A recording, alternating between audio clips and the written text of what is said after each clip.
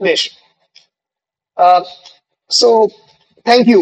Thank you, everyone, and welcome to my sixth semester class on history of English language. The history of English language, this is meant to be a revision class.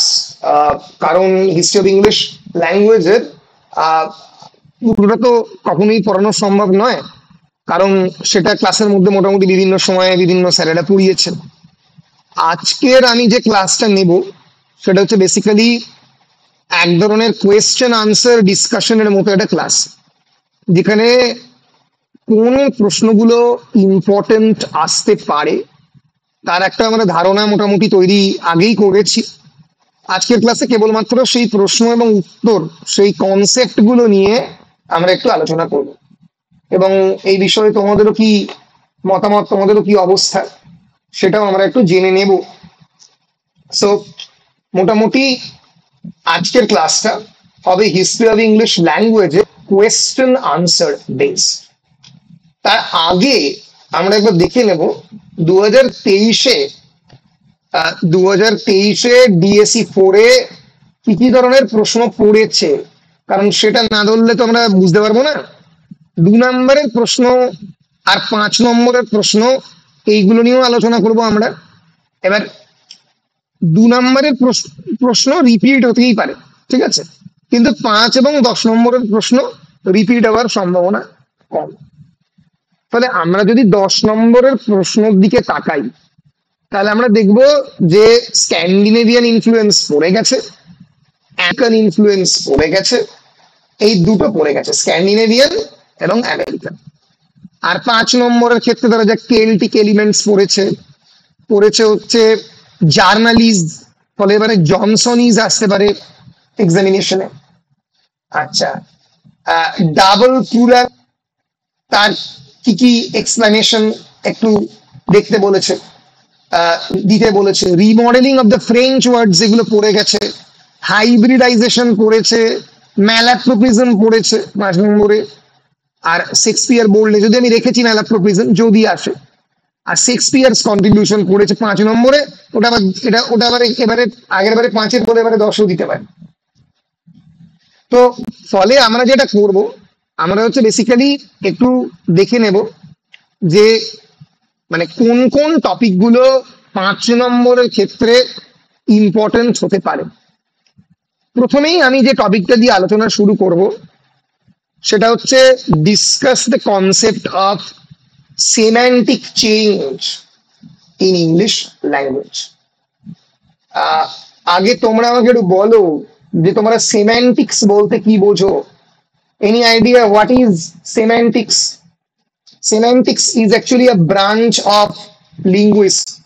Semantics, morphology, এগুলো হচ্ছে basic branch, এগুলো একটু জানতে হবে, না জানলে কিন্তু উত্তর দেওয়া যাবে না।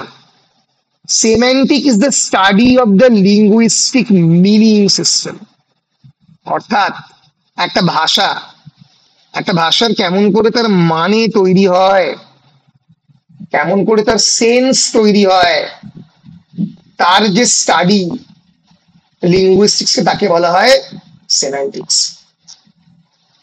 ইট examines what meaning is, how words get their meaning. একটা শব্দ ধরা যাক কিং কর্তব্য বিমূঢ়, বাংলায় কিং কর্তব্য বিমূঢ় মানে কি বলো? মানে অবাক হয়ে যাওয়া, মানে কোনো মানে খুঁজে না পাওয়া। হ্যাঁ, কোনো মানে খুঁজে না পাওয়া, অ্যাবসলিউটলি অস্ট্রাক হয়ে দাঁড়িয়ে থাকা, কি করবে সেটা ভেবে পাচ্ছে না। কিং কর্তব্য, কি তার কর্তব্য, বিমূঢ়, সে সম্পর্কে তার কোনো মূঢ়তা, তার কোনো ধারণাই নেই। এবার এই শব্দটা 3-4টে শব্দের মিশ্রণ, এই শব্দটা কি করে তার মানে পেল, and how the meaning of a complex expression depends on its parts. একটা যে কোনো কমপ্লেক্স এক্সপ্রেশন, একটা জটিল যে কোনো কমপ্লেক্স এক্সপ্রেশন ধারণা, তার মানেগুলো বিভিন্ন অংশের উপরে কি করে নির্ভরশীল, তার কথা বলে semantics. Semantics is different from the study of the syntax. Syntax মানে কি? Syntax is the study of how words and morphemes combine to form larger units like sentences. Study of the sentences কে বলা হয় syntax। বাক্য গঠন নিয়ে যে পড়াশোনা করা হয় তাকে বলা হয় syntax। সেরকম একই রকম ভাবে প্র্যাগম্যাটিক্স হচ্ছে contextual study of meaning. Pragmatics মানে কি? যে একটা বিশেষ শব্দ সে একটা বিশেষ ক্ষণে একটা বিশেষ পরিপ্রেক্ষিতে তার মানে কি করে বদলায়, সেটা হচ্ছে কনটেক্সট। ফর এক্সাম্পল একটা উদাহরণ দিয়ে বলছি, bank can at the same time means bank and at the same time can mean financial institution. ফলে কোন অর্থে স্টেট ব্যাংক অফ ইন্ডিয়া বোঝাবে, সেটা বোঝাবে I am going to the bank, I am going to the bank for financial transaction. তার মানে আমি state ব্যাংকে যাচ্ছি, বা আমি কানাডা ব্যাংকে যাচ্ছি, আমি একটা ফাইন্যান্সিয়াল ইনস্টিটিউটে যাচ্ছি। At the same time I am going to the bank for enjoying the river scenery, river landscape. তার মানে দাঁড়াচ্ছে হচ্ছে আমি কোন ব্যাংকে যাচ্ছি? আমি যাচ্ছি হচ্ছে এক্ষেত্রে রিভার ব্যাংকে। তো এইটার যে পড়াশোনা তাকে প্র্যাগম্যাটিক্স বলে, আর সেমান্টিক্স হচ্ছে শব্দের মানে তৈরির যে যে কারখানা, যে স্টাডি, তাকে বলা হয় সেমান্টিক্স। এবার যে মুহূর্তে পরীক্ষায় কোয়েশ্চেন পড়বে যে discuss the concept of semantic change in the English language, তখন আমাদেরকে দেখাতে হবে যে কেমন করে শব্দের অর্থ বদলে যায়। এটা কিন্তু 5 নম্বরের প্রশ্নে পড়তে পারে। ঠিক আছে, 5 নম্বরের প্রশ্নগুলো আমরা আগে করছি বেশ কয়েকটা ধরে ধরে। আমি এই পিডিএফ এর মেলটা তোমাদেরকে দিয়ে দেবো, আমি তৈরি করলাম একটু আগে। Discuss the concept of the semantic change in the English language. তাহলে তোমাকে প্রথমেই বলে দিতে হবে যে semantic change actually refers to the evolution in meaning of the words over time in the English language। সময়ে সময়ে কিভাবে ভাষার বদল হয়েছে তাকে সেমান্টিক চেঞ্জ বলে। ভাষার মানের বদল হয়েছে, মিনিংস অফ দ্য ওয়ার্ডস। এবার এই যে linguistic phenomenon of the semantic change in English language can occur in several ways. এই প্রত্যেকটা জিনিসের একটা করে কি রয়েছে, আমরা এর পরে পড়বো ওয়ার্ড ফরমেশন, কেমন করে শব্দ তৈরি হয়।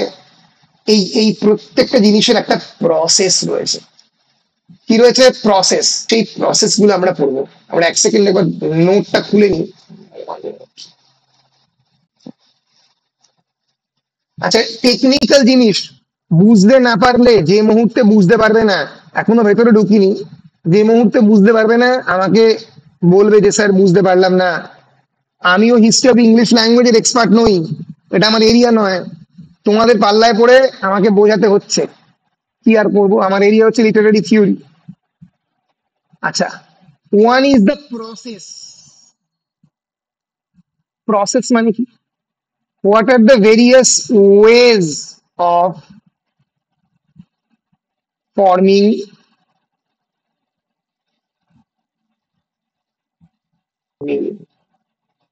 মানে তৈরির কি কি পদ্ধতি রয়েছে, তার কথা কি বলে? Semantic process. সেম্যান্টিক্স মানে study of the word, study of the evolution of the words. মনে থাকবে, সরি ভুল বললাম, study of the meaning of the words. Meaning of শব্দের মানে তৈরি হয় সেম্যান্টিক্স এর মধ্যে দিয়ে। তো আমরা একবার দেখে নেব কোন কোন পদ্ধতিতে মানে তৈরি হয়। The first is known as broadening. Broad করা মানে কি? ব্রড অর্থ মানে কি?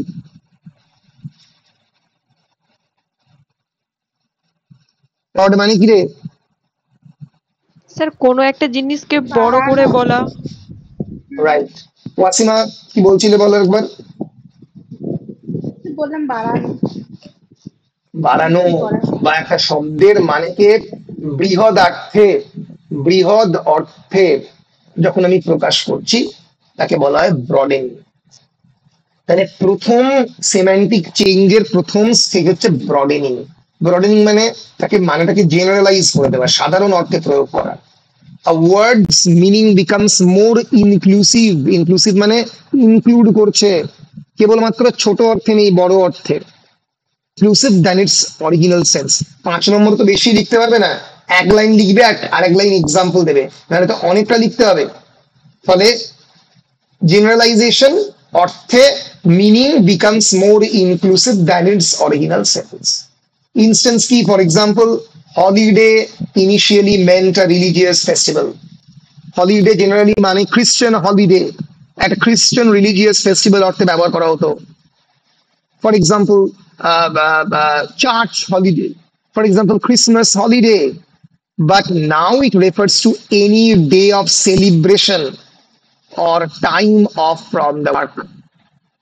যে কোনো সামার হলিডে, সামার রিসেসও বলা হয়, আবার জেনারেল ছুটি অর্থে ব্যবহার করা হয়।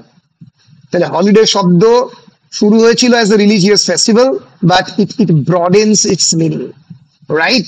ইট নাও refers to any day of celebration or time of work. এবার এই ব্রডেনিং এর আমি একটা এক্সাম্পল দিলাম। এই ব্রডেনিং এর যদি তুমি গুগলে সার্চ করো এক্সাম্পলস অফ ব্রডেনিং ইন সেমান্টিক্স বলে সার্চ করো, সেমান্টিক্স এক্সাম্পলস, অনেক এক্সাম্পল পাবে ব্রডেনিং এর। ধরো যাক, the term cool was originally used in jazz music. Jazz তোমরা জানো একটা জ্যামাইকান আফ্রিকান মিউজিক, যেটা তৈরি হয়েছিল 1930s 40s এর আমেরিকাতে as a mode of protest. এখন কিন্তু জ্যাজ শব্দটা একটা কুল জ্যাজ, মানে কুল মানে কুল শব্দটাকে খুবই মানে ইজ এ কুল ডিউড এই অর্থে আমরা ব্যবহার করছি। কুল মানে কি ঠান্ডা না, cool captain, captain cool Mahendra Singh বলা হয়। ঠান্ডা মাথায়, তার সঙ্গে সঙ্গে মাত্র ঠান্ডা মাথায় নয়, একটা অ্যাটিটিউড কে বোঝায়, এক ধরনের একটা লোক যে যার ঠান্ডা মাথা এবং যে যে এই মুহূর্তে খুব চলছে, সেই অর্থে মানে মানিয়ে নিতে পেরেছে সমাজের সঙ্গে, কুল অর্থে। বিখ্যাত এক্সাম্পল গাই, এই জিইউআই, গাই মানে তোমরা কি জানো কেউ গাই মানে এমনি মানে কি? গাই কি বললো উম্মে সালামা, শুনতে পেলাম না। স্যার গাই এমনিতে গাই ফক্সেস ডে ওটাকে রেফার করতো, কিন্তু এটা এখন ব্রড সেন্সে একটা সেক্সুয়াল ট্রাম হয়ে গেছে। Very good, very good, very good বলেছে। আহ, গাই শব্দটাকে সেক্সুয়াল বলতে জেন্ডার বোঝাতে গেছে বেসিক্যালি, মানে পুরুষকে বোঝানো হয়, ইজ এ গুড গাই, একটা ভালো ছেলে। কিন্তু গাই শব্দটা প্রথম শুরু হয় অ্যাকচুয়ালি গাই ফক্সের নাম অনুসারে। গাই ফক্স কে তোমরা নিশ্চয়ই জানো, পড়েছো, ভুলে গেছো। বিখ্যাত ফেইল্ড যে গান পাউডার প্লট 1604-5 সালে ইংল্যান্ডের পার্লামেন্টকে ওড়ানোর জন্য একটা প্ল্যান করেছিলেন গাই ফক্স, বারুদ দিয়ে উড়িয়ে দিলেন। British sir. কি বলছো? ব্রিটিশ ছিল, ব্রিটিশ ছিল, ব্রিটিশ ছিল। তার রেফারেন্স তোমরা ম্যাকবেথেও পাবে। ব্রিটিশ পার্লামেন্ট পুরো আবার প্ল্যান করেছিলেন এই ভদ্রলোক গুইডো গাই ফক্স। তো তিনি এই প্ল্যানটা করেছিলেন এবং অদ্ভুত একটা লোক ছিল। তো সেই শব্দটা কিন্তু পাল্টাতে পাল্টাতে বর্তমানে গাই বল আ ম্যান অর আ বয় এই অর্থ নিয়েছে।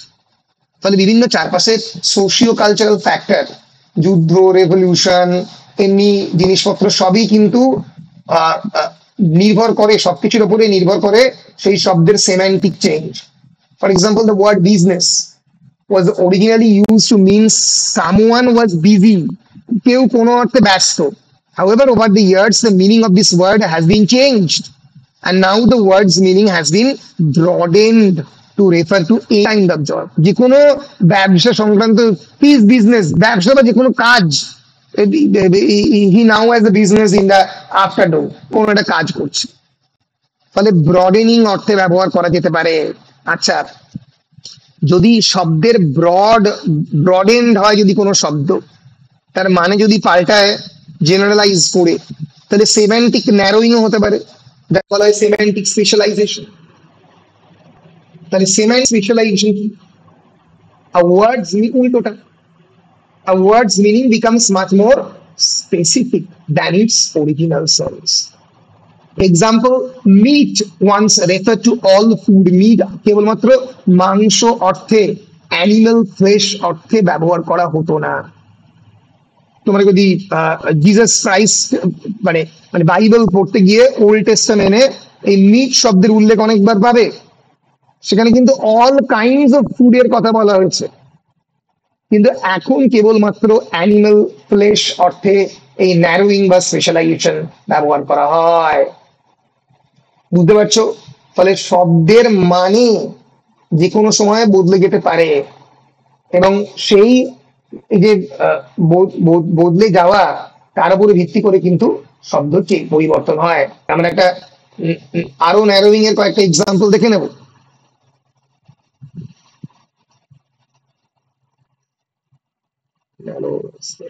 Socialization, semantics.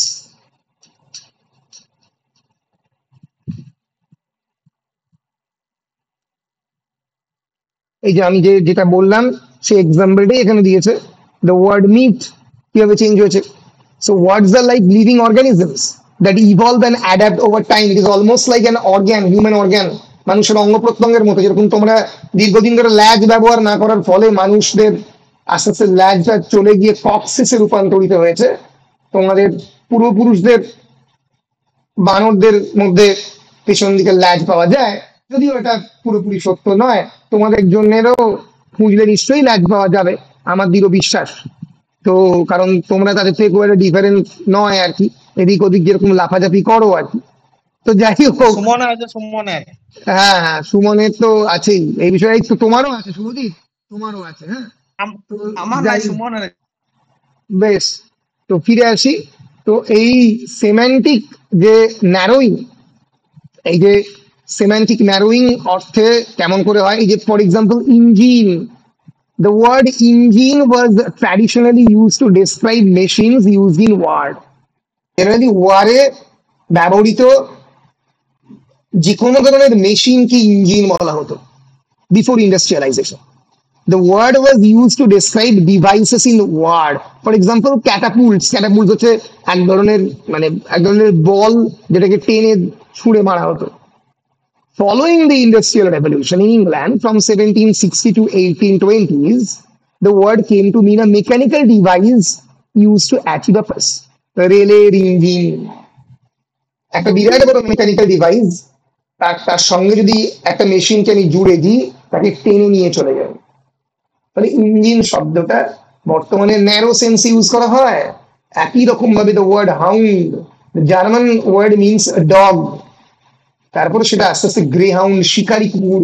যখনই আস্তে আস্তে হান্টিং শুরু হয়, এই বিগলস, ব্লাড হাউন্ডস, যখনই হান্টিং শুরু হয় এবং সে হান্টিং এর কাজে, শিকারের কাজে কুকুরদেরকে, হান্টিং তো একটা লিজার অ্যাক্টিভিটি ছিল, এক ধরনের রাজাদের অফ টাইমের খেলা ছিল হান্টিং, সেখানেই হাউন্ডের প্রচলন শুরু হয়। ঠিক আছে, মানেটা ডগ থেকে একটা স্পেসিফিক কাইন্ড অফ হান্টিং ডগে রূপান্তরিত হয়।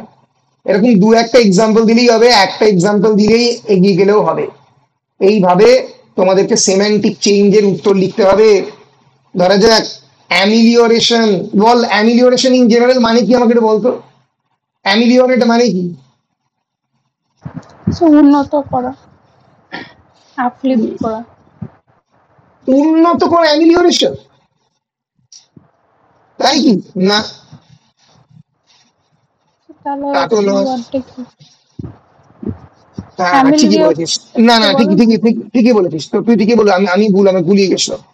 অ্যামিলিওরেশন মানে ঠিকই কথা, the act of making better or improvement, change for the better, improvement, enhancement, সেই অর্থে অ্যামিলিওরেশন বোঝায়। মানে দুটো তিনটে জিনিস মিলিয়ে মিশিয়ে যখন অ্যামিলিওরেশন হয়, a word takes on a more positive meaning.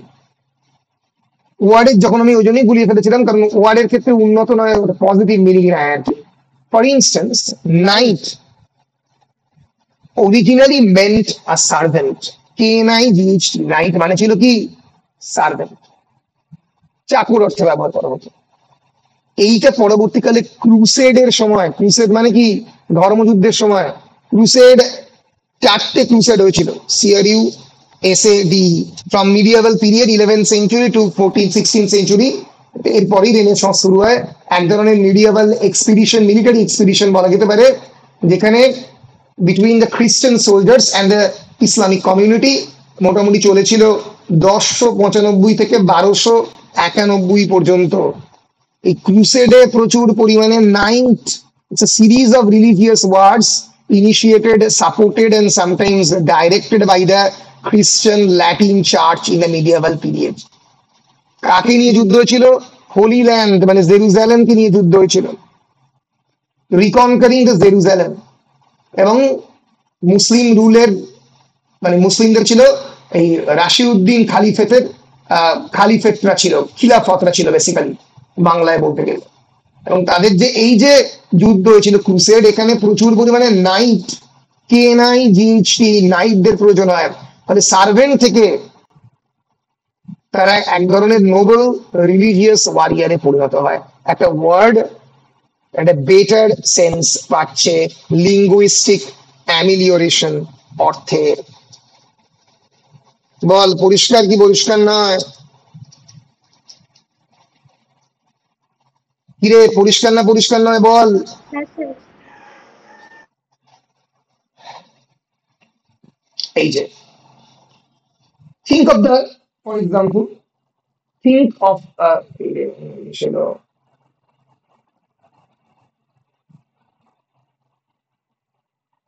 এই যে the word pretty is an example of amelioration. Pretty used to have the negative meaning of someone or something that was cunning and astute. Astute.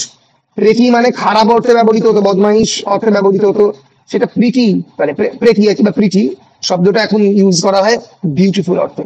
Say is the pretty girl. অ্যামিলিওরেশন ঘটেছে। আবার শব্দের যখন অ্যামিলিওরেশন হয় তার উল্টোটা হয় পেজরেশন। পেজরেশন মানে কি? A word acquires a more negative meaning. For example, silly once meant happy. Silly মানে বোকা। যদিও সমাজে আমরা বলি যারা বোকা তারাই বেসিক্যালি বেশিরভাগ সময় হ্যাপি থাকে, কিন্তু এটা সম্পূর্ণ বাজে কথা। আমি মনে করি যে হ্যাপিনেস ইজ দ্য গোল। তুমি জীবনে টাকা পয়সা থাক বা না থাক, খুশি থাকাটা জীবনে ইম্পর্টেন্ট, ঠিক আছে? দ্যাট ইজ দ্য মানে হ্যাপিনেস ইজ জাস্টিস। সব থেকে ইম্পর্টেন্ট জীবনে হ্যাপিনেস। তুমি খুশি আছো কি আর নেই। ফলে এই যে silly once meant happy or fortunate but now means lacking in good sense. Silly অর্থে মানে কিছু নেই, টাকা পয়সা কম, জিনিসপত্র রয়েছে, সেই অর্থে ব্যবহার করা হয়, বোকা অর্থে ব্যবহার করা হয়। এটা এর পেজরেটিভ কনোটেশন পেয়েছে, তাই তো? পেজরেশন। আচ্ছা, এছাড়া আর একটা জিনিস হয়, সেটা হচ্ছে সেমান্টিক শিফট। শিফট মানে কি? ইন জেনারেল শিফট মানে কি রে? স্থানান্তর করা। স্থানান্তর এক করে। জায়গা থেকে আরেক জায়গায়। এক্স্যাক্টলি। এই যে পুরো সেমান্টিক চেঞ্জ বা সেমান্টিক, এটা পুরোটাই শিফট। শিফট পেজরেশনটা একবার বলুন। Pejoration হচ্ছে when a word acquires a more negative meaning is known as semantic pejoration or linguistic pejoration. যখন আমি খারাপ অর্থে এটা ব্যবহার করছি, আমি আরো কয়েকটা পেজরেশনের এক্সাম্পল দেখিয়ে দেবো যাতে তোদের সুবিধা হয়। এই স্টাডি স্মার্টার ইউকেতে তোরা এক্সাম্পল গুলো অনেক বেশি পাবি, কিন্তু বেশি এক্সাম্পল দেওয়ার তোরা সুযোগ পাবি না। ওই জন্য আমার এটা পিডিএফ দিয়ে দেবো, এইটাই মোটামুটি পড়ে যাবি, কিন্তু বেশি এক্সাম্পল পড়ে গেলে মনে থাকবে বেশি, মানে তোরা ভুলে যাবি, আজকে পড়বি কালকে ভুলবি। লিঙ্গুইস্টিক্স এর এটাই ধরন, বারবার পড়তে হয়। ফলে ল্যাঙ্গুয়েজ কিন্তু বারবার টাইম দিতে হবে, পড়তে হবে বাবা। এই যে আজকে তো 5 নম্বরের প্রশ্নগুলো দেখাচ্ছি, 10 নম্বরের প্রশ্নগুলো যখন দেখাবো, এই যে এত লোন ওয়ার্ডস মাথার মধ্যে রাখতে হবে, কোনটা ল্যাটিন, কোনটা কোনটা স্ক্যান্ডিনেভিয়ান, ঠিক আছে? আচ্ছা, তাহলে pejorative basically means it means it expresses disapproval, discontent or critic or negative connotation. পেজরেটিভ মানে কোন একটা জিনিস খারাপ অর্থে আমরা ব্যবহার করি। পেজরেটিভ ল্যাঙ্গুয়েজ বলতে আমরা কাউকে ইনসাল্ট করার ল্যাঙ্গুয়েজকে বোঝাই, স্ল্যাংসকে পেজরেটিভ ল্যাঙ্গুয়েজে বোঝাই। ডেরোগেটরি, ডিগ্রেডিং, বিলিটলিং রিমার্ক, একটু দেখলেই বুঝতে পারবি ম্যাড, ম্যাডের অরিজিনাল মানে ছিল ইনসেন অর মেন্টালি ইল, এখনো আমরা ব্যবহার করি এটা, কিন্তু বর্তমানে he is mad at something, angry বা ফ্রাস্ট্রেটেড অর্থে ব্যবহার করা হয়। এই যে উইচ, উইচ এক সময়ের মানে ছিল female practitioner of the folk magic, মানে ডাইনি আমরা বাংলায় বলি, এক সময় ছিল যে সত্যি যে তন্ত্র সাধনা করতো, যে তান্ত্রিক ছিল, female practitioner of the folk magic. Witch is a witch, malevolent unpleasant woman, একজন খারাপ অর্থে, খারাপ নারী অর্থে আমরা এই উইচকে ব্যবহার করি। ঠিক আছে, লুনাটিক, চন্দ্রাহত এক সময় মানে ছিল a person with mental illness. তোরা বলতে পারিস যে এটাও তো খারাপ মানে, কিন্তু পাগল, যে সত্যিই পাগল, যে যে সাইকোলজিক্যালি ইল, তাকে তোরা খারাপ কি অর্থে বলবি? সেটা এমনি পাগল।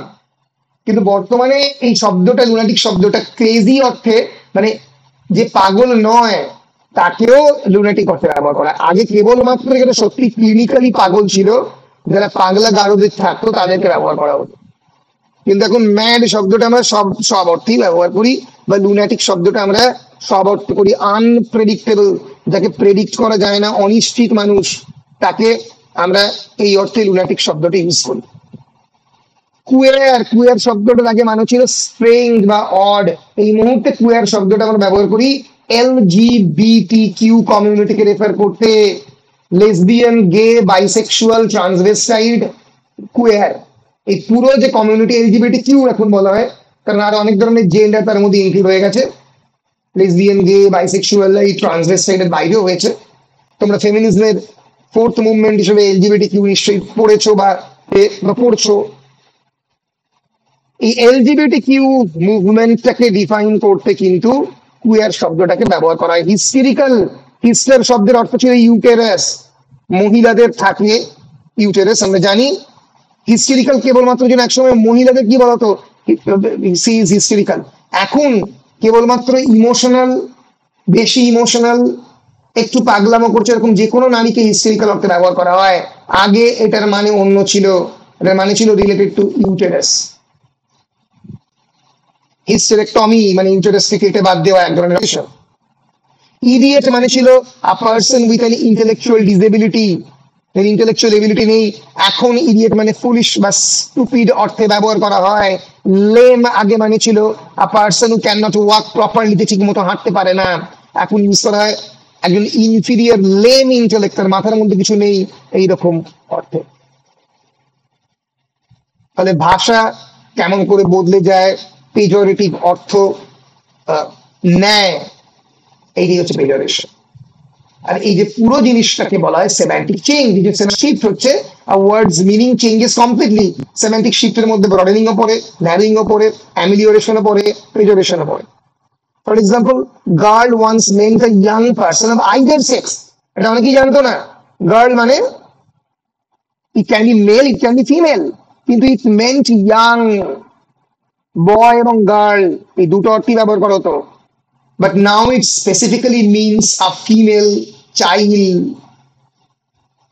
So the semantic changes are influenced by the cultural, social and historical context. সামাজিক, অর্থনৈতিক, রাজনৈতিক পরিপ্রেক্ষিতে পরিবর্তন হয়ে যায়। এই যে for example various technological advances have introduced new meanings into the English word. For example, web, web মানে ছিল একসময় স্পাইডারস ওয়েব, স্পাইডারের বসার জায়গা, সেখান থেকে ওয়েব মানে ইন্টারনেট ওয়েব। মাউস একসময় ছিল রডেন্ট, সত্যি মাউস, এখন it has been transformed into a computer device. ঠিক আছে, এইভাবে এই সিম্যান্টিক থিওরি, বিভিন্ন থিওরি হয়তো মডেল হচ্ছে, ওয়েভ মডেল, সাবস্ট্রাটাম থিওরি, এগুলোকে আমরা যাব না, জটিল হবে। These help explain how semantic changes spread across different language communities. Example দাও, broadcast, broadcast originally মানে scattering, ছড়িয়ে দেওয়া, এখন broadcasting of the seeds বলা হতো, চাষি গিয়ে সিড ছড়িয়ে দিল মাঠের মধ্যে, scattering seeds by the hand on the field. With the advent of the radio and the television, its meaning shifted to mean transmitting audio and visual signals to the public. এই যে আমি এই মুহূর্তে আমি যদি আমার ওবিএস এর এখানে এই যে স্ট্রিমিং দিয়ে আমি যদি এটাকে পুরোপুরি ব্রডকাস্ট করতে পারি ইউটিউবে, আমি ইউটিউবে আপলোড করছি, তা না করে আমি ইউটিউব লাইভও করতে পারি। This is broadcasting. এই অর্থে ব্রডকাস্টিং শব্দটা ব্যবহার করা হচ্ছে, কিন্তু অ্যাকচুয়াল ব্রডকাস্ট মানে ছিল to spread seeds across the field. পরিষ্কার বল, পরিষ্কার কি পরিষ্কার নয়? হ্যাঁ স্যার। বেশ হ্যাঁ স্যার। বেশ, তাহলে দিস ইজ সিম্যান্টিক চেঞ্জ বা সিম্যান্টিক শিফট। 5 নম্বরের প্রশ্ন পড়তে পারে, এখান থেকে লিখতে হবে এক্সাম্পল দিয়ে দিয়ে ভালো করে রেডি করবি, আমি পিডিএফ দিয়ে দেব। আচ্ছা, এরপরে এই যে আমরা আমরা পড়বো ওয়ার্ড ফরমেশনের কিছু এক্সাম্পল। এইটা আচ্ছা মাথায় রেখো 10 নম্বরও কিন্তু ওয়ার্ড ফরমেশন পড়তে পারে। তাহলে আমরা কি করব, আমরা যেটা করব সেটা হচ্ছে ওয়ার্ড ফরমেশনের নোটটা খুলবো। নোটটা কোথায় রয়েছে? নোটটা তোমাদের গুগল ড্রাইভেই রয়েছে, ডিএসসি 4 এর খুলবে এবং খুলে ওখানে দেখো আমার এই ফোল্ডার ফলো করলে এই ফোল্ডার আর ওই ফোল্ডার একই আছে। সেমেস্টার 6 ডিএসসি 4 এই যে ফাইনাল মেটেরিয়ালস বলে একটা আছে সেকশন, এখানে এই যে word formation,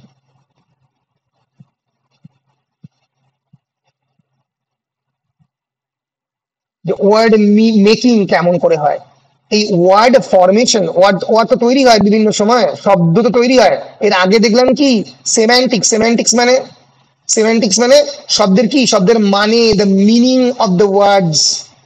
R study of the words কি বলে? এই বেসিক জিনিসগুলো তোরা জানিস না, আমি কিন্তু তোদের বসে জানতাম। মরফোলজি বলে, স্টাডি অফ দ্য ওয়ার্ডস কে বলে হচ্ছে মরফোলজি। এই মরফোলজির আন্ডারে পড়ছে word formation. So in linguistics morphology is the study of the words. শব্দকে নিয়ে পড়াশোনা, হ্যাঁ শব্দকে নিয়ে পড়াশোনা, including the principles by which they are formed. কোন প্রিন্সিপালের মধ্যে দিয়ে তারা তৈরি হচ্ছে, how they are relate to one another within a language, একটা ভাষায় কি করে একে অপরের সঙ্গে তারা রিলেটেড থাকছে, তার কাহিনী কি? তার কাহিনী হচ্ছে মরফোলজি। মরফিন কাকে বলে? Morphine is the smallest meaningful constituent of A linguistic expression. কোনটা? ভালো করে খেয়াল কর, smallest meaningful constituent of A linguistic expression. Meaningful মানে থাকতে হবে। এই যে মিনিংফুল শব্দটা ফুল যোগ করেছি, মিনিং হচ্ছে ক্ষেত্রে মরফিন, তার স্টাডি হচ্ছে মরফোলজি। এই মরফোলজির মধ্যে পড়ছে হচ্ছে কোনটা? Word formation. এই ওয়ার্ড ফরমেশনের অন্য প্রসেস আছে। কি প্রসেস আছে? ডেরিভেশন একটা প্রসেস, ব্যাক ফরমেশন একটা প্রসেস, ঠিক আছে, কম্পোজিশন বা কম্পাউন্ডিং আর একটা প্রসেস, ঠিক আছে। এই ডেরিভেশন, ব্যাক ফরমেশন, কম্পোজিশন এইগুলো কি কি কেমন করে তৈরি হয় নম্বরে আলাদা করে পরীক্ষায় পড়তে পারে। এরকম পরীক্ষায় পড়বে, what is derivation in word formation? So what is the contribution of derivation in word formation process? Define the derivation along with some examples. তখন লিখতে হবে ডেরিভেশন কাকে বলে। ডেরিভেশন কাকে বলে? ডেরিভেশন হচ্ছে সব থেকে সিম্পলেস্ট ওয়ার্ড তৈরির process. Derivation means the formation of a new word by adding suffix or a prefix to an already existing word। যে শব্দ অলরেডি এক্সিস্ট রয়েছে তাতে যোগ করে, মানে সামনের দিকে যোগ করে, সাফিক্স যোগ করে, পিছনের দিকে যোগ করে যে কোনো ওয়ার্ড তৈরি করা। দুটোকে একসঙ্গে বলা হয় অ্যাফিক্সেস, ঠিক আছে। প্রিফিক্স আর সাফিক্স দুটোকে, দুটো ধরন, দুটো যে টাইপকে, এটাকে ধরনকে যোগ করে বলা affix. Affix can be divided into two classes. কোন কোন ক্লাস? একটা হচ্ছে যেটা নেটিভ অরিজিন, আর যেটা ফরেন অরিজিন। নেটিভ মানে যেটা নিজের ভাষা থেকে উদ্ভূত, আর যেটা ফরেন থেকে উদ্ভূত। আমি বেশ কয়েকটা এক্সাম্পল দিলে বোঝালি তোমাদের সেটা ক্লিয়ার হবে। ধরো যাক নেটিভ সাফিক্স যোগ করে শব্দ তৈরি। নেটিভ বলতে আমি এখানে ইংলিশ ল্যাঙ্গুয়েজ বোঝাচ্ছি, মানে হিস্ট্রি অফ ইংলিশ ল্যাঙ্গুয়েজ পড়ছি, ফ্রেঞ্চ ল্যাঙ্গুয়েজ নয়। ফলে by adding the word dom, old English শব্দ ডম, ডম মানে একটা এরিয়া, এই যে উইজডম জ্ঞানের জায়গা, কিংডম রাজার জায়গা, ডিউকডম ডিউক, ডিউক একটা নোবেল পজিশন, সেই ডিউকের পজিশনের জায়গায় ডিউকডম। খ্রিস্টানডম, খ্রিস্টানডম বলতে খ্রিস্টানদের জায়গা। হুড, হুড হচ্ছে আরেক ধরনের বলা যেতে পারে সাফিক্স, ওল্ড ইংলিশ হ্যাড থেকে এসছে। বয়হুড, বয়হুড মানে বয় থাকার সময়টা। Manhood, he is entering into manhood, সে পুরুষ হচ্ছে ফ্রম 20 অনওয়ার্ডস। হার্ডিহুড, হার্ডিহুড মানে তার তার শক্ত সামর্থ্য আছে। তার হার্ডিহুড মানে জেনারেলি বোঝানো হয় from 30s two late 50s। শরীরে যখন আস্তে আস্তে তার ক্ষমতা হারিয়ে যাবে সেই সময় সে উইক হয়ে পড়বে। এই যে হুড ডম, শিপ সুযোগ করে ধরা যাক ওনারশিপ, কম্প্যানিয়নশিপ, ফ্রেন্ডশিপ বন্ধুত্ব, অথারশিপ লেখকের লেখকত্ব। এইভাবে শিপ, হুড, ডম, আচ্ছা আরো অনেক আছে। স্টার দিয়ে songster, youngster, gangster, game star, gang এর স্টার।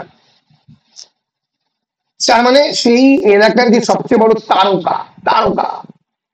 এইরকম ভাবে যখন শব্দ তৈরি হচ্ছে তাকে কি বলা হচ্ছে, এবং সাফিক্স দিয়ে তৈরি হচ্ছে।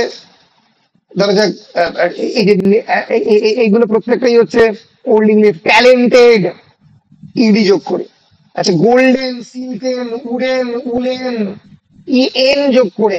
এরকম হাজার হাজার এক্সাম্পল আছে, প্রচুর এক্সাম্পল দেওয়া যায়, ঠিক আছে। এইভাবে এবং এই যে প্লিজ যোগ করে আনহ্যাপি, রিডু, সাফিক্স যোগ করে হ্যাপিনেস, এবেল দিয়ে ম্যানেজেবল, কম্পেয়ারেবল কম্পেয়ার করার যোগ্য, এটাকে বলা হচ্ছে ডেরিভেশন। মনে থাকবে ডেরিভেশন। এবার ডেরিভেশনের অনেক ধরনের থিওরিটিক্যাল বেস আছে, মরফোলজিক্যাল আছে যেটা আমরা পড়ছি।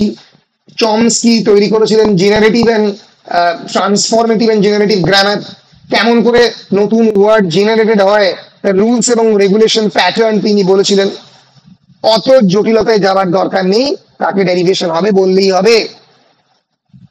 এইবার আমি আর একটা 5 নম্বরের প্রশ্নে যাব, যাকে বলা হচ্ছে ব্যাক ফরমেশন। ব্যাক ফরমেশন মানে কি, কোন একটা শব্দ যখন পিছন দিক থেকে তৈরি হয়। এবার এই ডেরিভেশনের হাজার হাজার এক্সাম্পল আছে, এক্সাম্পল তোমরা পড়ে যেতেই পারো, কিন্তু অনেক টাইম লাগবে। কয়েক এক্সাম্পল পড়ো, মনে রাখো, সেন্সটা মনে রাখো যে বেসিক্যালি ডেরিভেশন বলতে কি বোঝায় সেটা মনে রাখো, তাহলেই মোটামুটি লিখতে পারবে, ঠিক আছে। আচ্ছা ডেরিভেশনের পরে ব্যাক ফরমেশনের আগে আমরা কম্পোজিশনটা পড়ে নিই, তাহলে আমাদের সুবিধা হবে। সবকটাই পড়তে হবে আমাদের। কম্পোজিশন কাকে বলে? Very simple method of forming new words is to join two or more existing elements, each of which is a separate word. Separate word composition মানে কি, তাকে আমি এক জায়গায় আনছি। সেপারেট ওয়ার্ড, সেপারেট এলিমেন্ট, তাকে যখন আমি নতুন ওয়ার্ডের দিকে কম্পাউন্ডস মানে কি, দে আর ডিফারেন্ট কম্পোনেন্ট, তাদেরকে আমি একটা ওয়ার্ডে ক্রিয়েট করছি, এই কম্পাউন্ড গুলোকে একসঙ্গে এনে, তাকে কি বলা হচ্ছে, তাকে বলা হচ্ছে কম্পোজিশন। আমরা এক্সাম্পল গুলো দেখবো কম্পোজিশনের।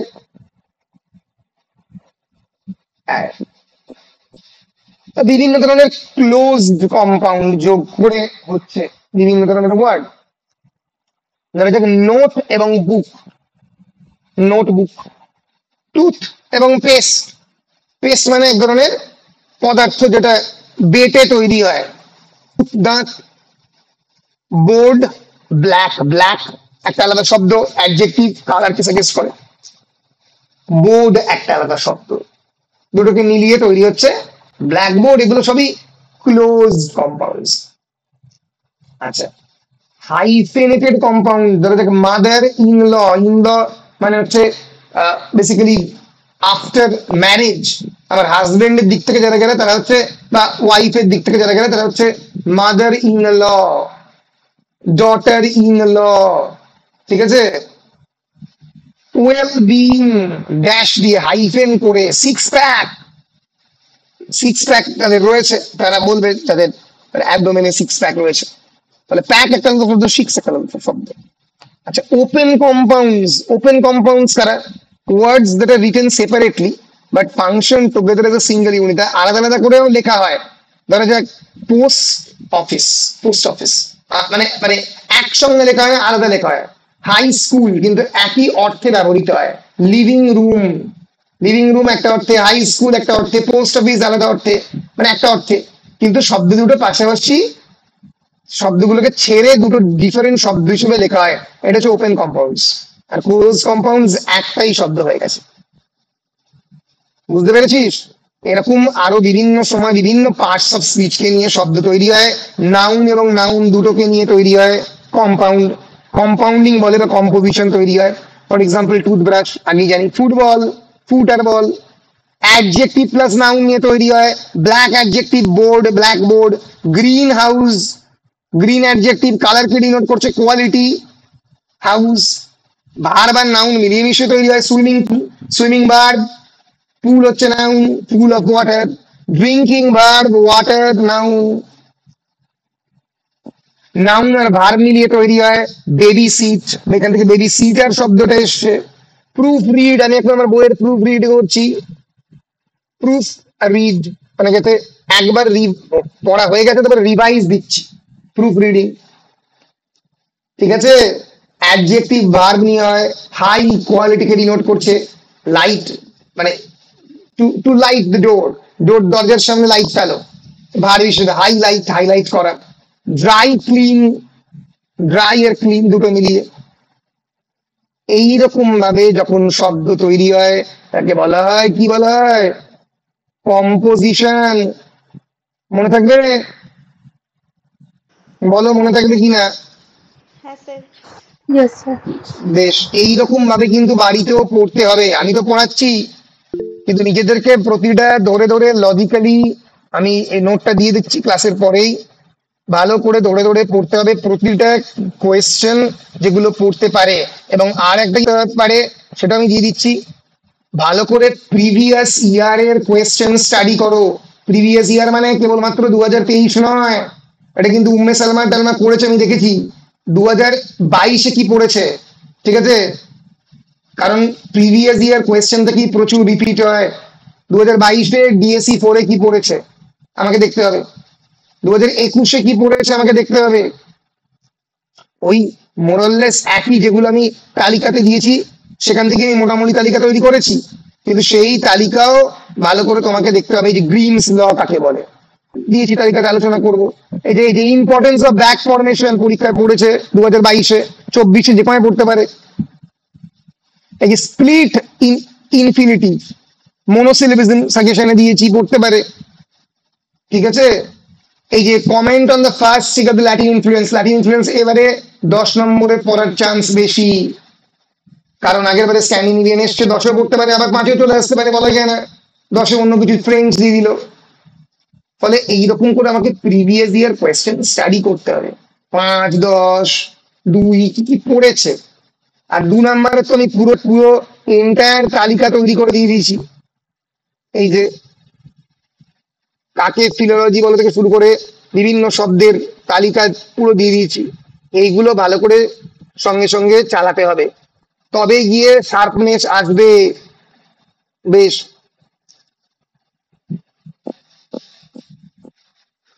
এবার আসছি কাকে বলে back formation. What is back formation? Back formation is a word formation process in which a new word is created by, very important, by removing an affix from an existing word. By removing an affix, affix মানে সেটা prefix হতে পারে, suffix হতে পারে, বেশিরভাগ ক্ষেত্রে সেটা সাফিক্সই হয়, টিপিক্যালি আর সাফিক্স।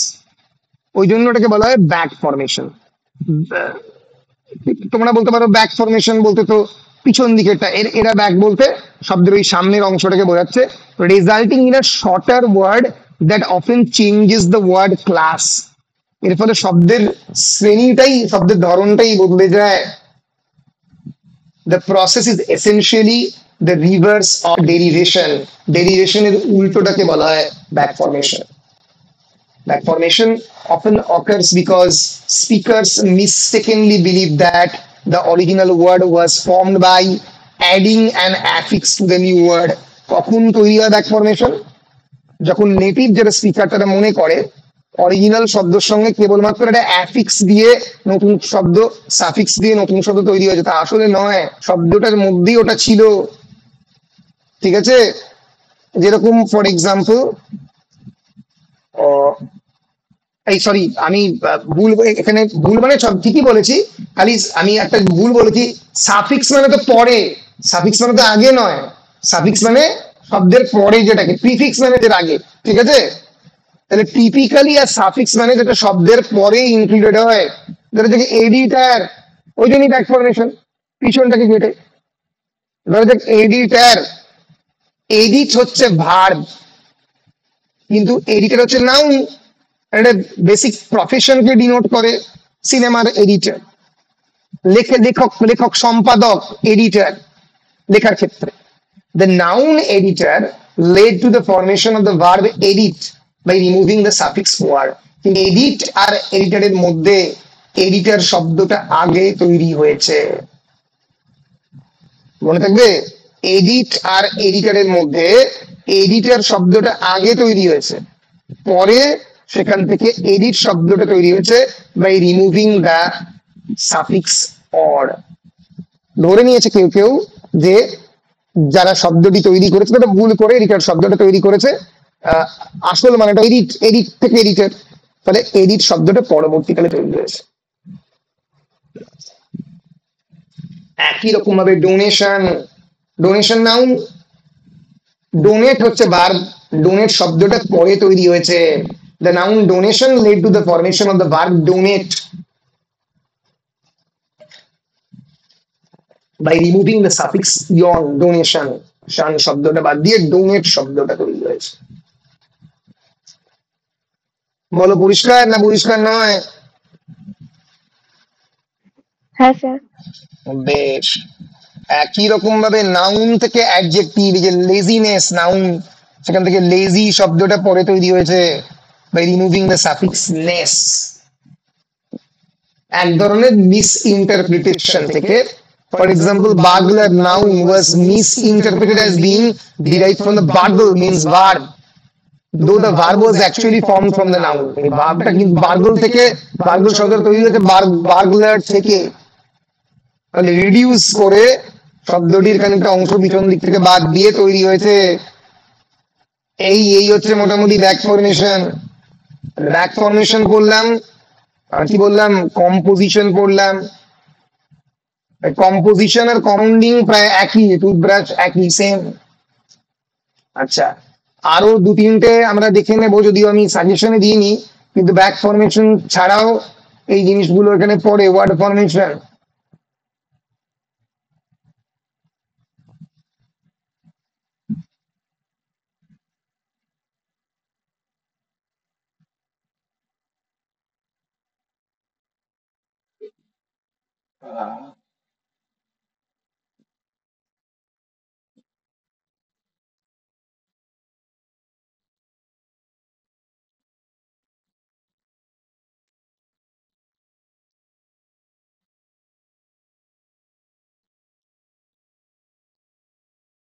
কম্পাউন্ড,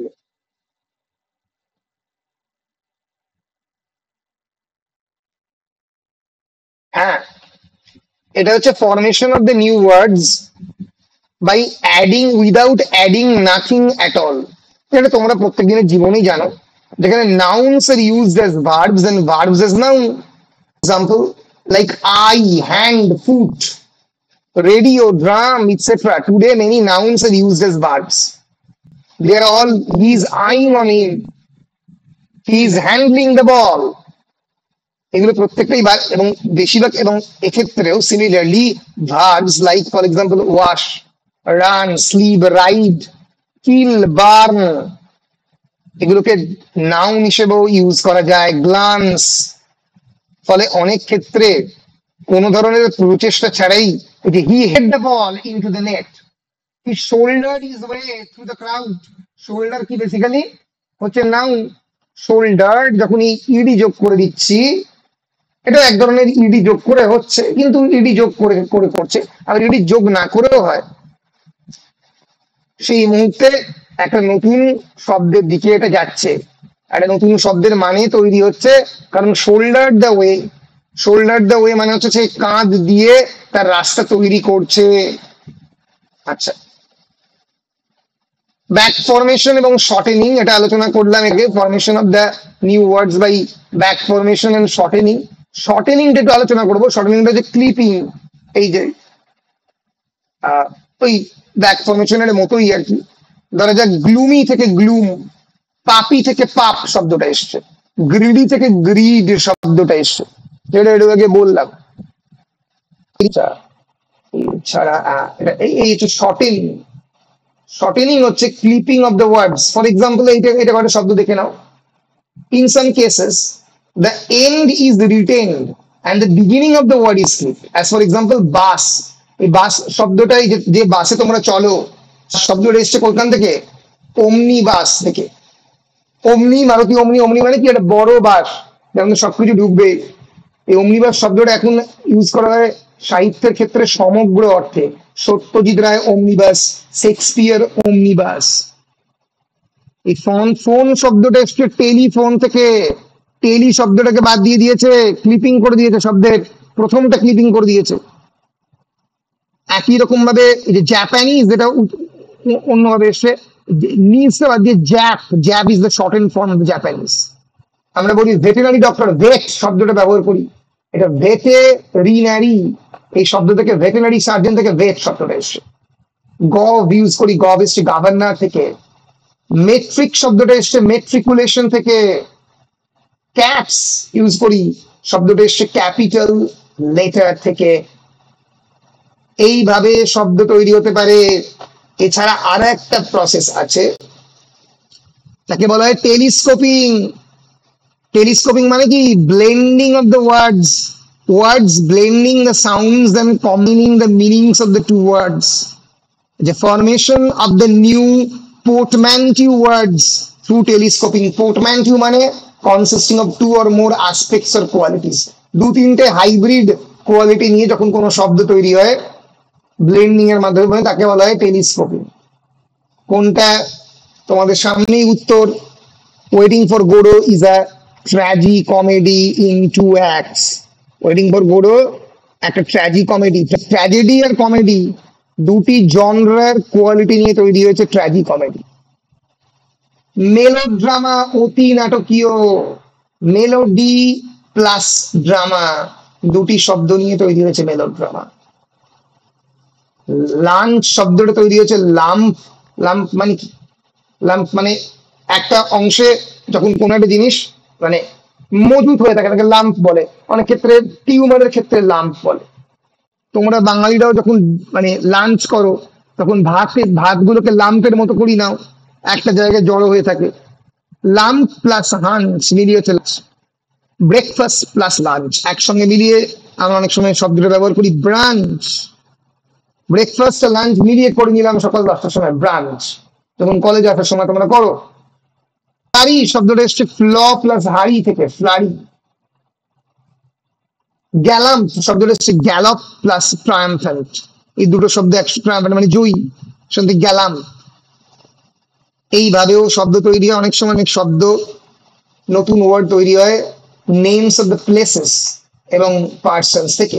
ক্যান্টার শব্দটা এসছে ক্যান্টারবেরি থেকে। ক্যালিকো শব্দটা এসছে ক্যালিকাট, কালিকট থেকে। গিয়েনা শব্দটা এসছে নিউ গিনি থেকে। স্যান্ডউইচ শব্দটা এসছে একটা লোকের নাম থেকে, John Montagu, fourth earl of the sandwich. তিনি স্যান্ডউইচ খেতে পছন্দ করতেন। কুইকজোটিক এই টার্মটা এসছে ডন কিহতে থেকে। কুইকজোট অনেকে বলে, আমি উচ্চারণটা অ্যাকচুয়ালি কিহতে। ডন কিহতে, বিখ্যাত স্প্যানিশ রোম্যান্স ডন কুইক্সোট, সার্ভেন্টেসের লেখা। সেখান থেকে ডন কিহতে তার হিরো, সেখান থেকে কুইক্সোটিক মানে অ্যাডভেঞ্চারার, ফিল্ড অ্যাডভেঞ্চারার, এই অর্থে কুইক্সোটিক কথাটা ব্যবহার করা হয়। বয়কট, ব্রিটিশ প্রোডাক্ট বয়কট করো, বাদ দিও, শব্দটা এসছে ক্যাপ্টেন বয়কট, আইরিশ ল্যান্ডলর্ড, সেখান থেকে। এইভাবে অনেক শব্দ তৈরি হয়। যে how give some examples of the words, new words created from names and places of the persons, তখন এই সবগুলোর এক্সাম্পল দিতে হবে। বলো পরিষ্কার কি পরিষ্কার নয়? Yes sir. বা বেশ, সবই পরিষ্কার হচ্ছে। আমি যখন ধরবো পড়া তখন যেন পরিষ্কার হয়। বেশ, এবার আচ্ছা, আগের বারে কি এসেছিল রে? জার্নালিস্ট এসেছিল নাকি রে?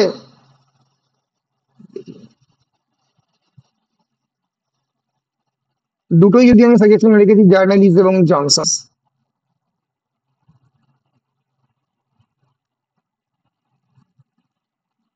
আগের বারে এসেছিল ম্যালাপ্রোপিজম, এসেছিল জনসনিজ, এসেছিল শর্ট কোয়েশ্চেনে এসেছিল, 5 নম্বরের কোয়েশ্চেনে আসতেই পারে। জনসনিস আর জার্নালিজম দুটোই ভালো করে তৈরি করতে হবে। জনসনিস শব্দটা আমরা জানি এসছে the famous 18th century English lexicographer, writer, poet, essayist and dictionary maker। তিনি প্রথম 1755 একটা বিরাট বড় ডিকশনারি তৈরি করে দেন, যার নাম হচ্ছে ডক্টর স্যামুয়েল জনসন। খুবই বদ মেজাজি লোক ছিলেন, পছন্দ করতেন না গোটা পৃথিবীর কাউকে, doctor Samuel Johnson. Doctor Samuel Johnson, যিনি যেখান থেকে পরবর্তীকালে মানে মানে Oxford dictionary of national biography তাকে called him as the arguably the most distinguished man of the letters in English history. সব জ্ঞানী মানুষ ছিলেন doctor Samuel Johnson. Poet, playwright, literary critic. Alexander পোপের সমসাময়িক লোক ছিলেন এই doctor Samuel Johnson.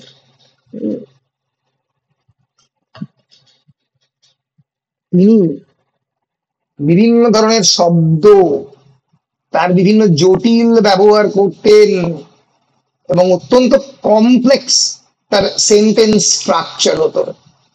Elevated vocabulary, complex sentence structure, these are some of the features of the Johnsonese বলা যেতে পারে। ফলে so this Johnsonese is characterized by several key features। কোন কোন কি ফিচার? এই 4টে ইম্পর্টেন্ট ফিচার। একটা হচ্ছে কমপ্লেক্স সেন্টেন্স স্ট্রাকচার, একটা হচ্ছে এলিভেটেড ভোকাবুলারি, জটিল সেন্টেন্স স্ট্রাকচার হবে, প্রচুর ল্যাটিনেট ওয়ার্ডস থাকবে, which will eventually create a very rich and sophisticated lexicon, balanced phrase থাকবে, এইসব নিয়ে তৈরি হবে। তাহলে ধরা যাক আমরা একটা এক্সাম্পল দিয়ে পড়ি। এই ভদ্রলোকই প্রথম মেডিকেল কথাটাকে, lives of the poets a metaphysical কথাটাকে কয়েন করে। A typical Johnsonian sentence might be, it is peculiar quality of a fool to perceive the faults of others and to forget his own। Peculiar মানে অদ্ভুত। সত্যি একটা অদ্ভুত quality, একটা অদ্ভুত গুণ হচ্ছে যারা বোকা তাদের কি গুণ? To perceive the faults of the others, অন্যদের ভুল বের করা এবং সেই মুহূর্তে নিজের ভুলটা ভুলে যাওয়া। এটা হচ্ছে জনসনিজ সেন্টেন্সের এক্সাম্পল। তার মানে বেসিক্যালি যে নিজের ভুলটা ভুলে যায়, অন্যদের ভুল দেখে বেড়ায়, সে একটা অত্যন্ত বোকা লোক। ফলে বোকা লোকের অদ্ভুত চরিত্র কি? অন্যদের ফল্ট খুঁজে কিন্তু নিজের ভুলটা ভুলে যাবে। ফলে এই যে সেন্টেন্সের যে স্ট্রাকচারটা, the peculiar quality of a fool to perceive the faults of the others and to forget his own, এটা যদি আমরা তাড়াতাড়ি বলি তাহলে অনেকেই স্পোকেন ইংলিশের মধ্যে এটা ধরতে হবে না মানেটা কি। লেখা থাকলে বারবার পড়ে এটাকে বুঝতে হবে। এই যে কমপ্লেক্স একটা প্রিটেনশিয়াস স্ট্রাকচারের মধ্যে দিয়ে একটা সেন্টেন্সের creation, the use of the formal diction and the balanced structure, এইটাই হচ্ছে জনসনিয়ান ল্যাঙ্গুয়েজের একটা বিরাট বড় ফিচার। তাহলে আমরা জনসনিজের এই একটা এক্সাম্পল দেখলাম, আরো কয়েকটা এক্সাম্পল জনসনিজের আমরা দেখবো।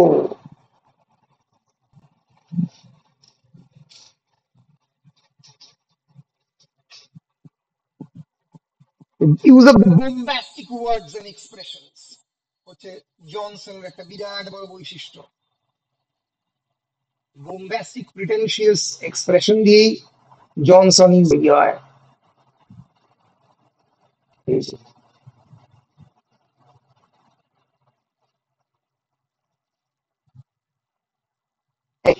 he ranks from inanition to non-entity. ইনানিশন মানে হি স্টার্ভ টু ডেথ। ইনানিশন মানে তার মধ্যে কিছুটা ছিল জিনিসপত্র, সেখান থেকে তাকে নন এন্টিটি, নন এন্টিটি মানে কিছুই নেই, না খাইয়ে তাকে মারা হলো, শূন্য। ঠিক আছে, এই যে আমি বললাম he ranks from inanition into nonentity, এটার মানে দাঁড়াচ্ছে he was starve to death. এটা মানে এটা চট করে বুঝতে পারা যাবে না। For example, to agitate the communicates. Agitate the communicated মানে হচ্ছে টু রিং দ্য বেল। বেড়ালের ঘন্টায় কে বাঁধবে, বেড়ালের গলায় কে ঘন্টা বাঁধবে। অ্যাজিটেট করা, কমিউনিকেটর ডেড মানে যে কে কমিউনিকেট করবে ফাইনালি নিউজটা। আর স্যাঙ্গুইনারি ন্যাজাল প্রোটিউবারেন্স মানে রেড নোজ। স্যাঙ্গুইন মানে হচ্ছে লাল, স্যাঙ্গুইন মানে বেসিক্যালি ব্লাড। স্যাঙ্গুইন হচ্ছে ব্লাডের অ্যাডজেক্টিভ, মনে থাকবে। স্যাঙ্গুইন ইজ দ্যাট ব্লাডিও হয়, কিন্তু স্যাঙ্গুইন ভালো অ্যাডজেক্টিভ। আর স্যাঙ্গুইনারি ন্যাজাল প্রোটিউবারেন্স মানে হচ্ছে রেড নোজ, লাল রঙের একটা নাক দেখতে পাচ্ছি।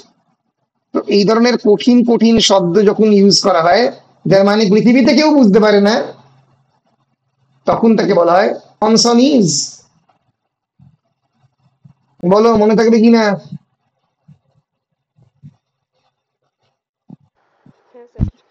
হ্যাঁ স্যার। মনে থাকবে, বেশ। এরপরে আসবো আমরা জার্নালিজে। জার্নালিজ, সো হোয়াট ইজ জার্নালিজ? জার্নালিজ হচ্ছে ইট refers to a specific style of writing. উল্টোটা জনসনিজের। জনসনিজ যেরকম সবার জন্য নয়, কারু কারু জন্য। জার্নালিজ হচ্ছে সবার জন্য। It refers to a specific style of writing commonly found in newspapers and journalism. এই যে পরিবর্তনের হাওয়া, জার্নালিজম একসময় বিরাট ইউজ করতো। So it is characterised by Sachin Tendulkar তার ব্যর্থতার কারণ খুঁজে পাচ্ছেন না, মহা মুশকিল ব্যর্থতার কারণ খুঁজে কে পৃথিবীতে কে পেয়েছে। So it is characterised by brevity, clarity and the use of certain linguistic features aimed at engaging and informing the reader quickly. ফলে এবং জার্নালিজমের ভাষার মধ্যে এক ধরনের অফকোর্স কি থাকবে, সেন্সেশনালিজম মানে এক ধরনের জ্বালিয়ে দাও পুড়িয়ে দাও, একটা হাইপারবোল। হাইপারবোল মানে কি, বাড়িয়ে বলা, to capture the reader's attention. দেখবি জার্নালিজম বলা হয় অনেক ক্ষেত্রে, অনেক জার্নালিস্ট বলে it's a shocking revelation, it's a breaking news, a major breakthrough. Shocking revelation মানে আগে কেউ কোনোদিন জানতো না, এই প্রথম আমরা স্টার আনন্দ বা আমরা এবিপি আনন্দ বা আমরা বাংলা আমরা এই প্রথম জানাচ্ছি। মেজর ব্রেক থ্রু, বিরাট ব্রেক থ্রু পাওয়া গেছে নিউজে অন্য। এবং এতে প্রচুর জার্গন এবং ক্লিশে থাকে। যেমন ফর এক্সাম্পল পলিটিক্যাল স্টর্ম, মানে রাজনৈতিক স্টর্ম, একটা ঝড় চলছে, ইকোনমিক মেলডাউন, অর্থনৈতিক যেন গলে গলে গলে গলে পড়ছে। এই জার্গন এবং ক্লিশে ইউজ করা হয় এই জার্নালিস্টিক ল্যাঙ্গুয়েজের মধ্যে। আর কি থাকবে, inverted pyramid structure. Information is presented in order of decreasing importance. প্রথমে সব থেকে ইম্পর্টেন্স নিউজটা বললো যে কে কে মারা গেছে, তারপরে কে কে আহত হয়েছে, তারপরে রেলটাকে কি করে ট্র্যাক থেকে চ্যুত হয়ে গেছে তার বর্ণনা দিল। সো ইনভার্টেড পিরামিড স্ট্রাকচারে নিউজ যখন বলা, এবং দ্য ডাইরেক্ট এবং অ্যাক্টিভ ভয়েসে বলা, দ্য প্রেসিডেন্ট অ্যানাউন্স করলো instead of it was announced by the president, এটা বলার থেকে ডাইরেক্ট বললো দ্য প্রেসিডেন্ট অ্যানাউন্স দ্যাট। রাজ্যপাল বললেন, মুখ্যমন্ত্রী বললেন, এইরকম অর্থে ডাইরেক্ট অর্থে বলা হয়। এবং এই যে ফিয়ার্স ডিবেট, বিটার ক্ল্যাশ, দুটো দলের মধ্যে খুব বিটার ক্ল্যাশ হয়েছে, দ্বন্দ্ব হয়েছে, ফিয়ার্স ডিবেট হয়েছে, এই যখন এইভাবে যখন শব্দকে ব্যবহার করা হয় তখন আমরা ধরে নেব it is an example of the journalese. বলো পরিষ্কার কি? পরিষ্কার নয়, জার্নালিজের এক্সাম্পল। পরিষ্কার হলো? Yes, sir.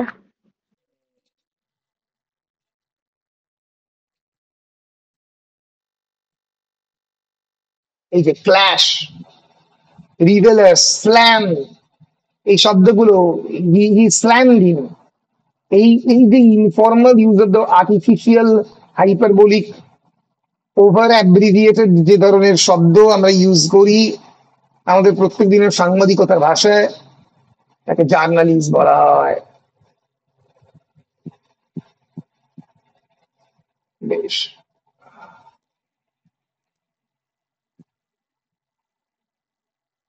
বেশ, আমরা এরপরে চলে এসেছি এই যে এইটা পরীক্ষায় পড়েছিল, explain with examples the importance and function of the split initiatives in the English language.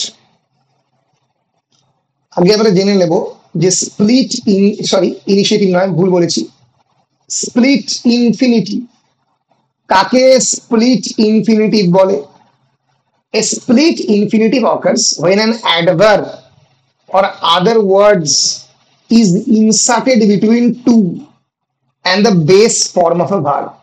ধরা যাক, as for example, to boldly glow, এই যে boldly adverb তুমি ঢুকিয়ে দিলাম টু আর গো এর মাঝে, সাহসী করে গেল, টু boldly go, আমি স্প্লিট করে দিলাম টু গোর বদলে টু boldly go। এই যে পার্টিকুলার জায়গাটাকে বলা হয় split infinitive. Although traditionally considered grammatically incorrect, এটা গ্রামাটিক্যালি কারেক্ট বলে ধরা হয় না। অনেক সময় বলে দেখবি টু এর আগে কি টু এর পরে এরকম কিছু বসানো উচিত নয় বলে, by prescriptive the grammarians, by prescriptive grammarians, এরা প্রেসক্রিপশন গ্রামারে বিশ্বাস করে, যারা স্প্লিট ইনফিনিটিভকে রং বলে। But it has become more accepted and are more important for several reasons. কেন? কারণ ক্ল্যারিটি এবং প্রিসিশনের জন্য। সে কেমন করে গেল? টু কুইকলি রেসপন্ড, সে তাড়াতাড়ি রেসপন্ড করলো, ঠিক আছে, মানে basically to respond quickly. To understand fully, এই যে natural flow, clarity of thought, precision, ambiguity, she decided to really help, সত্যি হেল্প করতে ডিসাইড করেছিল। এই টু মানে মানে ইনফিনিটিভ টু এবং হেল্প হচ্ছে ভার্ব। এই দুটোর মাঝে আমি যে মুহূর্তে একটা অ্যাডভার্ব ঢুকিয়ে সেই ভার্বের ক্রিয়াটাকে, ভার্বের ধরনটা কি, হ্যাঁ তুমি নিতে পারো, ভর্তি হ্যাঁ করে দিতে পারো, সেই ভার্বের ক্রিয়াটাকে আমি যখন সহজ করে বোঝাচ্ছি যে ভার্বটা কি ধরনের, বেশ হয়ে যাবে। Really help, really quickly respond, তখনই কিন্তু আমি এই স্প্লিট ইনফিনিটিভের ব্যবহার করছি। এই যে he wanted to completely finish, to ফিনিশের আগে কমপ্লিটলি ফিনিশ, সম্পূর্ণভাবে finish the project before the deadline.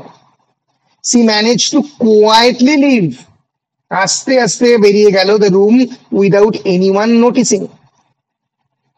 ফলে এটা প্রেসক্রিপটিভ লিঙ্গুইস্টিক্সকে সাপোর্ট করে না, কিন্তু ডেসক্রিপটিভ লিঙ্গুইস্টিক্স, যেটা আধুনিক গ্রামার, তুমি তোমার মনের ভাব প্রকাশ করাটা হচ্ছে মূল উদ্দেশ্য, বর্ণনা করা মূল উদ্দেশ্য, সেভাবে তুমি ইউজ করো। এবং হিস্টোরিক্যালি শেক্সপিয়ার, হেমিংওয়ে, অনেকেই, অনেক রেসপেক্টেড রাইটারই এই যে ইউজ অফ দ্য গ্রামারে কিন্তু এটাকে ইউজ করেছে, ঠিক আছে। ফলে এই যে ইউজ অফ দ্য ওয়ার্ড, এই যে ইউজ অফ দ্য সেন্টেন্স, তাকে বলা হয় explain with examples the importance and function of the split initiatives in the English language. এইভাবে স্প্লিট ইংলিশ ল্যাঙ্গুয়েজে স্প্লিট ইনিশিয়েটিভকে ব্যবহার করা হয়। বলো পরিষ্কার কি পরিষ্কার নয়?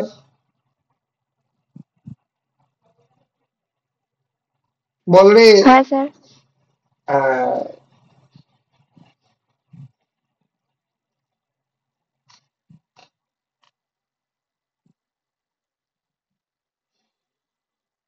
আচ্ছা, আজকে আমরা আর একটা পড়বো, বাকিটা আমরা নেক্সট দিনের জন্য রেখে দেবো, একটা ক্লাস নেব পরশু নাগাদ। সেটা হচ্ছে যে কাকে মনোসিলেবিজম বলে। Comment briefly on the use of the word monosyllabism. কাকে monosyllable? Monosyllabism refers to the use of the predominance of the monosyllabic words in a language. Monosyllable word মানে কি? করে যে ক্যাট, ডগ, রান, সান, একটাই syllable cat, dog. Disyllable কোনগুলো? ধরে যাক honesty, for example ধরে যাক মিনিংফুল, তাই তো? But these words, the monosyllabic words, these are typically of the Anglo-Saxon origin and are often used to their simplicity and clarity in communication. এটাই অনেকে বলে ইংলিশ ল্যাঙ্গুয়েজের বিউটি, যে এর একটা বড় শব্দ অ্যাংলো স্যাক্সন অরিজিনের এবং খুবই ক্ল্যারিটির মধ্যে দিয়ে সেন্টেন্সকে তারা বোঝায়। এই যে prevalence of the monosyllabic words in English language, it contributes to the rhythm and the pace of the English speech. English speech এর rhythm এবং pace এটা অনেক বেশি পরিমাণে মানে মানে মানে বাড়িয়ে দেয়। এরপর English is a very fast language. এই ক্যাট, ডগ, রান, এই যে এক একটা শব্দ, এই শব্দগুলো আমরা অনেক সময় বাংলাতেও ক্যাট, ডগ, রান এই শব্দগুলো ব্যবহার করে দিই, যে ওই ছুটে ওই তো ওখানে একটা ক্যাট রয়েছে, ডগ রয়েছে। এই শব্দটা মানে ইংরেজি মোটামুটি কেন লোকজন ইউজ করে দেয়, ফলে যেখানে ব্রেভিটি ইজ এসেনশিয়াল। ছোট্ট করে পুরো কনটেক্সটটাকে সহজ করে খুব সুন্দর করে যখন বুঝিয়ে দেওয়া যায়, যেখানে ইম্পর্টেন্ট হয়ে ওঠে, তখন এই এক্ষেত্রে মনোসিলেবল শব্দটাকে ব্যবহার করা হয়। So monosyllabism is a very important part of the English language because prevalence of the monosyllabic words contributes to the rhythm and the pace of the English speech, making the English language very precise and direct. This feature is particularly evident in poetry and informal speech, where brevity is essential. Monosyllabism thus plays a crucial role in the economy of language, facilitating quick and effective communication. Quick এবং effective communication অর্থে monosyllabism ব্যবহার করা হয়। তো এইভাবে basically monosyllable কিন্তু আমরা ব্যবহার করতে পারি, মনোসিলেবল ইউজ করা হয়। ওই জন্যই মনোসিলেবিজমকে বলা হয় is a very major strength of the English language. So আজকের ক্লাসে আমরা মোটামুটি কাকে মনোসিলেবল বলে জানলাম। ক্লাসে আমরা আলোচনা করলাম স্প্লিট ইনফিনিটিভ নিয়ে, জার্নালিজ, জনসনিজ নিয়ে আলোচনা করলাম। আচ্ছা, যেটা নিয়ে আমরা আলোচনা করতে ভুলে গেলাম, এটা আমরা একটু আলোচনা করে নেব, নিয়ে তারপরে শেষ করব। That is standardisation of English language. 10 নম্বরের কোয়েশ্চেনও পড়ে, 5 নম্বরের কোয়েশ্চেনও পড়ে। আগে আমাকে বল, কাকে স্ট্যান্ডার্ডাইজেশন বলে? স্ট্যান্ডার্ড মানে কি? মানে যেরকম আমরা ইংলিশ অনেক টার্ম গুলো, যেমন চেয়ারম্যান, এটা ইউজ না করে চেয়ারপারসন ইউজ করছি, এইগুলোকে right. Basically standardisation of A language হয় যখন ভাষার মধ্যে অনেক জিনিসপত্র ঘটতে থাকে। ধরা যাক সেই ভাষাটা আস্তে আস্তে রিটেন থেকে, মানে ভাষাটা ওরাল থেকে আস্তে আস্তে রিটেন ল্যাঙ্গুয়েজে পরিণত হয়। ধরা যাক বাংলার স্ট্যান্ডার্ডাইজেশন কে ঘটিয়েছে? ঈশ্বরচন্দ্র বিদ্যাসাগর। তিনি প্রথম বাংলাকে স্ক্রিপ্টের ফর্মে আনেন। অ, আ, হস্যই, দীর্ঘই, রি, লি। এবং স্ট্যান্ডার্ডাইজেশন মানে হচ্ছে গোটা দেশে বা গোটা লিঙ্গুইস্টিক কমিউনিটিতে যেখানে ভাষাটা ব্যবহার করা হয়, একই ভাষা সেখানে ব্যবহার করে। That is standardization. One standard of language.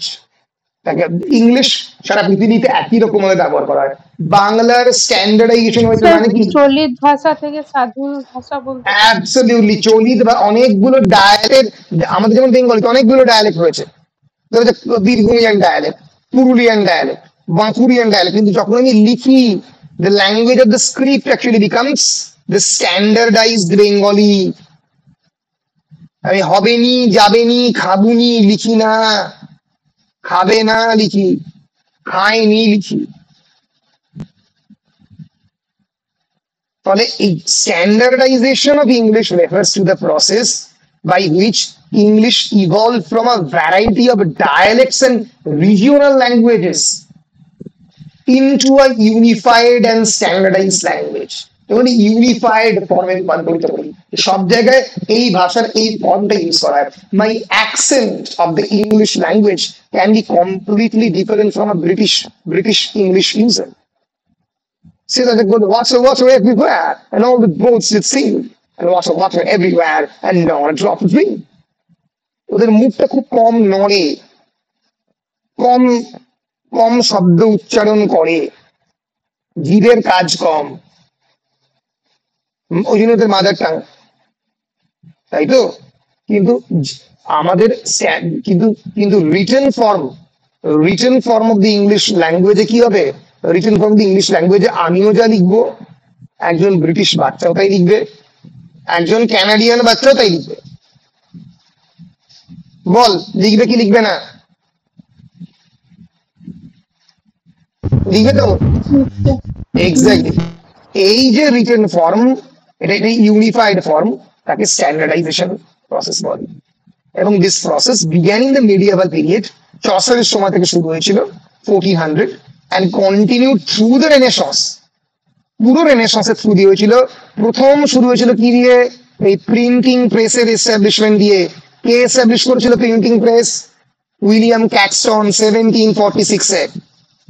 এর পরের দিন আমরা পড়বো একটা মেজর রেভলিউশন ইংলিশে, vowel shift, major phonological change 15th এবং 18th সেঞ্চুরিতে।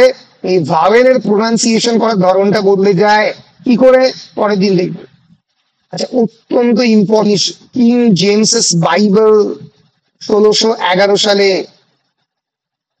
একটা টিম নিয়ে তৈরি হয়। কিং জেমস একটা অফিসিয়াল ভার্সন অফ বাইবেল তৈরি করে 1611 সালে। তার ইউজ বিরাট ইম্পর্টেন্ট। এবং তারপরে কি হয়? আস্তে আস্তে ডিকশনারি এবং গ্রামার বইয়ের প্রচলন হয়। স্যামুয়েল জনসনের লেখা প্রথম dictionary of the English language 1755, Robert লোয়েথের গ্রামার বই 1762। দেখ, যে কোনো ল্যাঙ্গুয়েজের স্ট্যান্ডার্ডাইজেশনের পেছনে সব থেকে ইম্পর্টেন্ট জিনিস কি? গ্রামার লেখা, বই লেখা, বইয়ের পরিমাণ বাড়ানো, এবং এমন লিখিত বইপত্র লেখা অ্যালফাবেট সম্পর্কে যে বইগুলো সত্যি ভাষাটাকে বদলে দেবে বা ভাষার রেগুলেশনটাকে বদলে দেবে। ঈশ্বরচন্দ্র বিদ্যাসাগর লিখেছিল বর্ণ, কেমন করে বর্ণমালা লিখতে হয়, সেখানে বর্ণ পরিচয় লিখলো। এই বর্ণ পরিচয় আমাদের বাংলা ভাষাকে বদলে দিল। এই প্রথমবার বেঙ্গলি অ্যালফাবেটকে ইন্ট্রোডিউস করা হলো, তাই না? তাহলে that is a standardisation process. এরকম ইংলিশ ল্যাঙ্গুয়েজেরও স্ট্যান্ডার্ডাইজেশন হয়েছে। প্রিন্টিং প্রেস পাবলিশ হয়েছে। প্রিন্টিং প্রেস হলে কি হবে? প্রিন্টিং প্রেস হলে সারা দেশে দেশে একই ভাষার প্রচলন ঘটবে, একই বই ছড়িয়ে পড়বে, রিজিওনাল ল্যাঙ্গুয়েজে বই হবে না, তাই তো? ভাওয়েল শিফট ডিকশনারি তৈরি হবে। এই যে uniform spelling of the word, like colour, colour British ইংলিশে আর আমেরিকান ইংলিশে কালার। এটা কি দেখায়? যে ভাষা ব্রিটিশ স্ট্যান্ডার্ডাইজ ইংলিশ আমেরিকানের থেকে একটু ডিফারেন্ট। কয়েকটা গ্রামার রুলে, কয়েকটা সাবজেক্ট ভার্ব এগ্রিমেন্টে, কয়েকটা স্পেলিং এ আলাদা, স্ট্যান্ডার্ডাইজ ফর্মটাও আলাদা। এবং সেজন্যই দেখবি মাইক্রোসফট ওয়ার্ডে দেখ ইংলিশ ইউনাইটেড কিংডম লেখা আছে। এটা ইউএস করে দিলে ওটা বানানটা ভুল দেখাবে, আমার COLOR টাকে ঠিক দেখাবে, COLOUR টাকে ঠিক দেখাবে না। আর কি পড়লাম আমরা? স্ট্যান্ডার্ডাইজেশন পড়লাম, আমরা পড়লাম কম্পোজিশন, আমরা পড়েছি কম্পাউন্ডিং, কম্পাউন্ডিংটাই মোরলেস কম্পোজিশন। আমরা পড়েছি ব্যাক ফরমেশন, টেলিস্কোপিং করেছি, ওয়ার্ড ফরমেশন কেমন করে হয় আমরা দেখেছি, এবং আমরা দেখেছি সেমান্টিক চেঞ্জের কনসেপ্ট। এইভাবে কিন্তু এই যে ভাষার বিবর্তন এটা আমরা দেখতে পাচ্ছি। ফলে এইগুলো আমরা মোটামুটি পড়লাম। এর পরের ক্লাসে আমরা কি পড়বো? জার্নালিস্ট পড়েছি, এর পরের ক্লাসে আমরা পড়বো গ্রিনস ল, এর পরের ক্লাসে আমরা পড়বো ভার্নার্স ল, ভার্নারের সূত্র, আমরা ল্যাটিন ইনফ্লুয়েন্সের প্রথম স্তরটা একটু দেখবো। আচ্ছা, কেমন করে বড়োইং হয়েছে ইংলিশ ল্যাঙ্গুয়েজে দেখবো। ম্যালাপ্রোপিজম যদি একেবারে পড়ে গেছে তা একবার দেখে নেব ম্যালাপ্রোপিজম। হ্যাঁ, আমরা দেখবো পিঙ্ক হর্ন টার্মস কাকে বলে আমরা দেখবো। হ্যাঁ, দেখে পরের ক্লাসে আমরা মোটামুটি 5 নম্বরের প্রশ্নগুলো শেষ করবো। 7 পাতা অব্দি পড়িয়ে ফেলেছি, 11 পাতা কনসোন্যান্ট শিফট কাকে বলে পড়বো, ভাওয়েল স্ট্রেসিং কাকে বলে পড়বো। ঠিক আছে, পুরো মোটামুটি শেষ করব 5 নম্বরের প্রশ্ন। তারপরে ওই 10 নম্বর আর 2 নম্বরের কয়েকটা প্রশ্ন আমরা একটু এদিক ওদিক দেখবো। তাই আরো 2-3টে ক্লাসে আমরা হিস্ট্রি অফ ইংলিশ ল্যাঙ্গুয়েজটা একটু রিভাইজ করে নেব। বল পরিষ্কার? হ্যাঁ স্যার। বেশ, তাহলে আমি 1 ঘন্টা 21 মিনিট হয়ে গেছে, আমি তোদের একটা প্রশ্ন করবো।